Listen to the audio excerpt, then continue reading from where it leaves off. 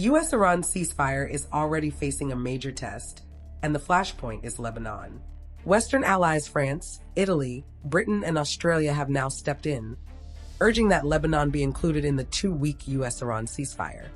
Allo stesso modo, ovviamente. Similarly, we strongly condemn any breach of the ceasefire, a permanent cessation of hostilities, an end to attacks on the Gulf states, a halt to military operations in Lebanon, Iran's abandonment of its nuclear program and of its constant threats against its regional neighbors and beyond, and the full restoration of freedom of movement in the Strait of Hormuz, which must not be subject to any form of restriction, as appears to have been the case in recent hours. Forma di restrizione, come invece sembra essere accaduto nelle ultime ore.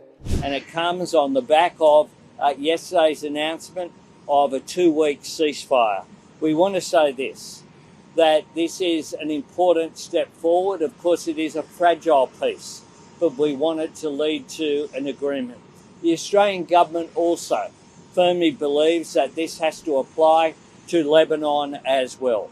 We want to see peace in this region. We do want to see the ceasefire extended to Lebanon. I'm deeply troubled about the escalating attacks that we saw from Israel in Lebanon yesterday.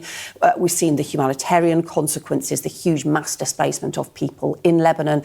So we do strongly want to see the ceasefire extended to Lebanon, but we also need to maintain that ceasefire that is applying currently across Iran and, crucially, get the strait reopened as well.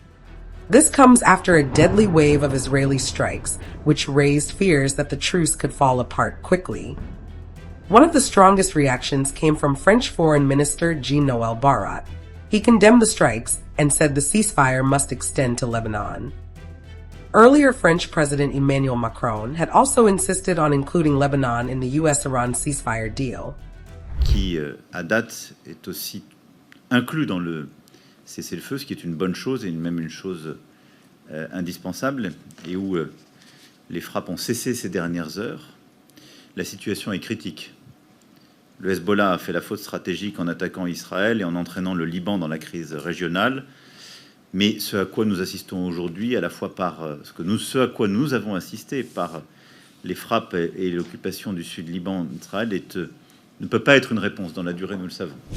But Israel is not on the same page. Prime Minister Benjamin Netanyahu said Israel supports the ceasefire with Iran, but not if it limits action against Hezbollah in Lebanon. His office made it clear. The truce does not apply to the Lebanese front. This has created a major contradiction, because Pakistan, which helped broker the ceasefire, had earlier indicated that Lebanon was part of the ceasefire. That gap became even more visible after U.S. Vice President J.D. Vance spoke out. He said the U.S. never agreed to include Lebanon and called Iran's interpretation a legitimate misunderstanding. So now, different sides are reading the same deal differently, and that is creating confusion. All of this is happening as Lebanon faces heavy losses. Lebanese officials say at least 182 people have been killed. Later reports suggest the toll could be even higher, with over 1,100 people injured. The scale of the attacks pushed Lebanon to declare a national day of mourning. So right now, Lebanon has become the biggest fault line in this ceasefire. Share your opinion in the comments below and stay tuned for more updates.